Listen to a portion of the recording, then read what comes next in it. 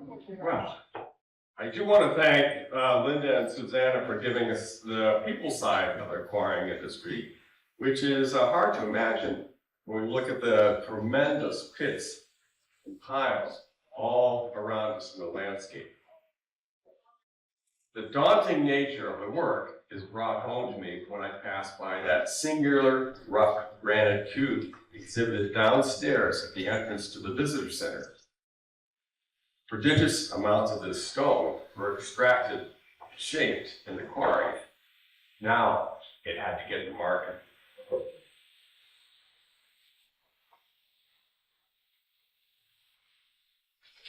Here's a look into the uplands of the Cape Granite Company, Bayview, Susanna Natty's blood-ledge quarry was part of the complex. Notice the power plant in the background that operated the tools and hoisting machinery. The large blocks weighed about 4 tons. The paving stones these men turned out by the billions weighed about 16 pounds each. The railroad engine Polyphemus operated on a network of tracks to get these tremendous loads down to the wharf for shipment from Hodgkins Cove. And you see in the upper left-hand corner the Polyphemus.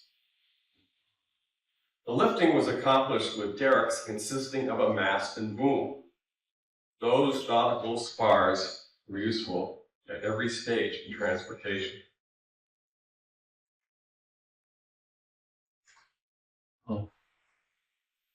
As the granite industry grew in scale, rail lines were built directly to the waterfront. These sloops are taking on stone cargo in Lanes Cove. A sloop is a sailboat with a single mast and fore and aft rigging, which means having one sail in front of the mast and one behind it. Sloops are known for being fast and easy to rig. They're also relatively sturdy in heavy seas. Now, note the loading boom footed at the base of the mast, while the sailing boom is held aside. So the piece, oops. Got to show. There we go. A little bit. Wow.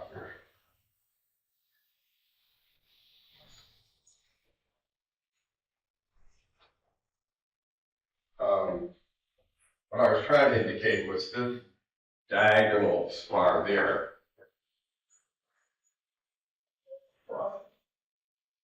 So Go back. Go back. One more back. That diagonal spar is the loading boom. That's carried separately. Okay. The Albert Baldwin was the highlighter of the granite sloops during the height of the quarrying industry from 1890 to 1920. She was commissioned by the Cape Granite Company of Bayview in 1890 to carry about 215 tons of cargo. Now that's equivalent to something like 26,000 paving stones, or to 54 of those great blocks that we saw pictured in the quarry. Now a little history. The Cape Granite Company was founded by General Benjamin Butler soon after the Civil War. While on leave from the Civil War, he established residency in Bayview in order to be able to run for Congress, since there was no easy opening to higher office in his native Lowell. Next to his adopted home, he found small-scale quarry work. After winning election, General Butler discovered in Washington, D.C. a great new era of monumental buildings being funded by Congress, particularly during the administration of President Ulysses S. Grant, the former Army commander. Benjamin Butler was ideally suited by background and temperament to play a profitable role in these projects. Here is Benjamin Butler, seated in the center, where during the time that he served as the military governor of New Orleans. Colonel Jonas French, standing behind his left shoulder, served as Butler's provost marshal, or chief of police. After the war, they founded the Cape Granite Company with Jonas French in charge of operations, and Butler, the guiding, if less visible hand. Their first major contract was supplying building stone for the Boston Post Office, which was constructed mainly in the 1870s.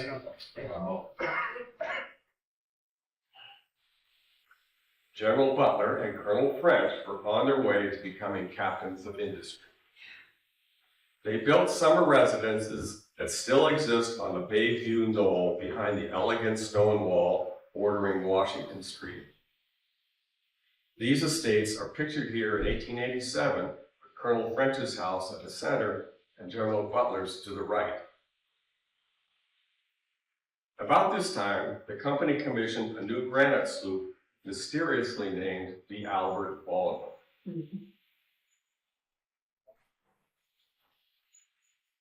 Here is a portrait of Colonel French that we might date to the turn of the century, when he hosted the second marriage of his widowed daughter-in-law on September 12, 1900. The Gloucester Daily Times featured it prominently under the title, "Brilliant Noonday Nuptials at Bayview," with the heading, "Colonel French's Summer Home Arrayed in Festal Splendor." Mrs. Albert Baldwin, Jr. of New Orleans was mentioned as the maid of honor. She was the daughter-in-law of a prominent man in that city who arrived here about the same time that Jonas French did during the Civil War.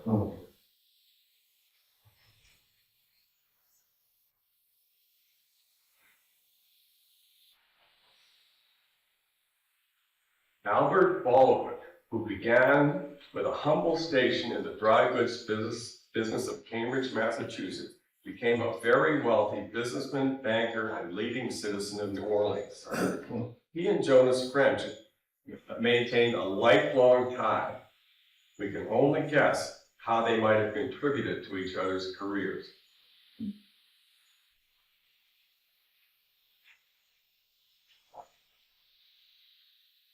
Here you see Captain William Howard Poland. When the Cape Granite Company sloop William P. Hunt began to creep with age, Colonel French sent its skipper, William Poland, to oversee construction of a more suitable vessel at Carr and James Shipyard in Essex. The Albert Baldwin was launched there in July of 1890. The Baldwin had the largest mainsail ever made in the Gloucester or Boston, with a 90-foot mast and additional 43-foot topmast. She was the fastest of her type. Stone sloops of an earlier date were almost scow-like in appearance, square stern with a heavy bow, lumbering through the water on their utilitarian missions. Baldwin had long, clean lines. Captain Poland reveled in a distinction meaningful to mariners. He used to tell how a ship would have followed the old Hunt clear to Portland and back, but when the Baldwin thrust through the water, everything left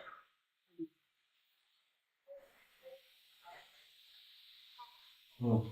Her boom was 82 feet long to support the massive sail. Here, atop the taffrail, you can see the box that housed the boom gyver. The boom gyver provided a cushion for the main sheet block when it flopped over from one side to the other during a jibe or coming about. It had heavy steel washers separated by rubber sleeves to absorb the shock. You can imagine the force behind the boom driven by 1,000 square yards of canvas.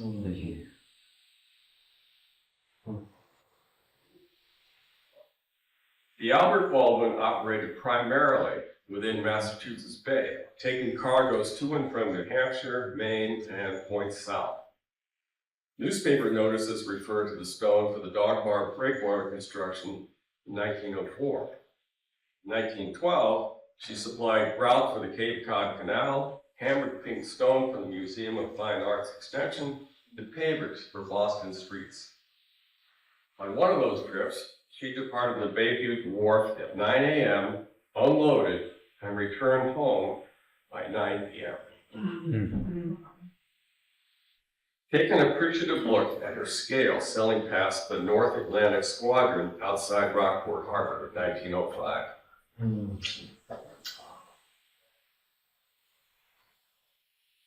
The Baldwin was called a floating ledge.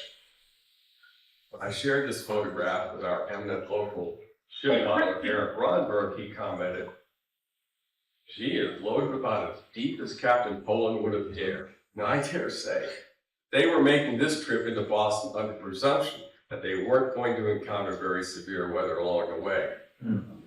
She had very little reserve buoyancy.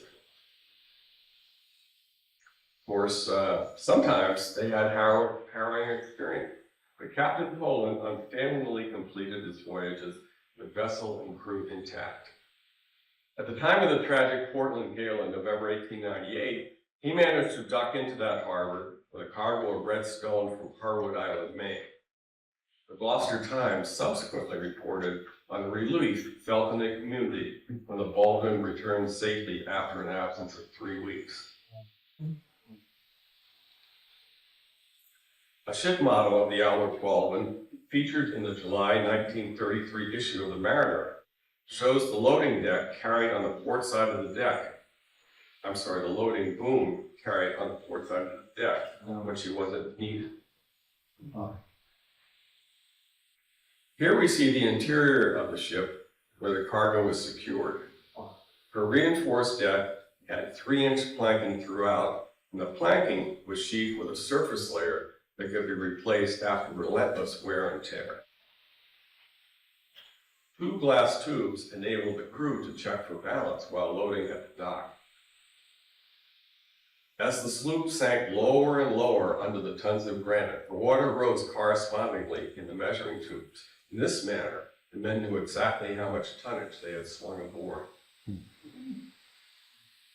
The hoisting engine below decks ran all the lifting apparatus. Its boiler could get up 90 pounds of steam to help raise the gargantuan sail and power the loading derrick.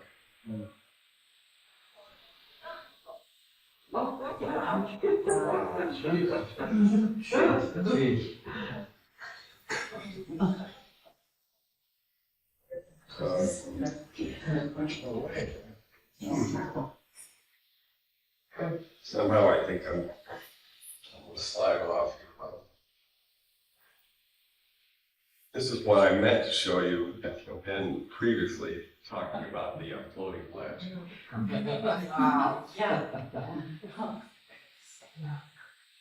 I actually ran across one newspaper article where a crew member recalled having to step up to get to the dock instead of stepping down.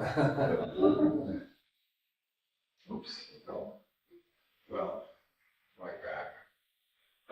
In her early days as a reporter for the Gloucester Daily Times, Barbara Erkla was able to interview some who had crewed on the Albert Baldwin.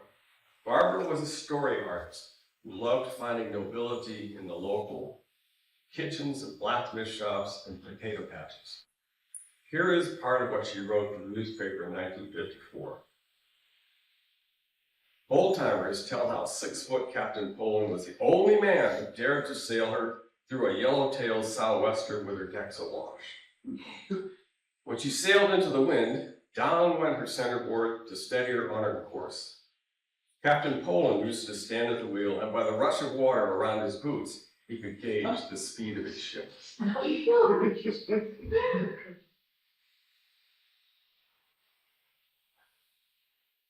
The collapse of the granite industry came in the 1920s after several years of strikes and a corresponding boom in other building materials. The Albert Baldwin was consigned to the Anasquam River, where she lay berthed under the watchful eye of Captain Poland. Ultimately, she was spruced up a bit and towed to Smith Cove in East Gloucester, where a possible floating restaurant venue.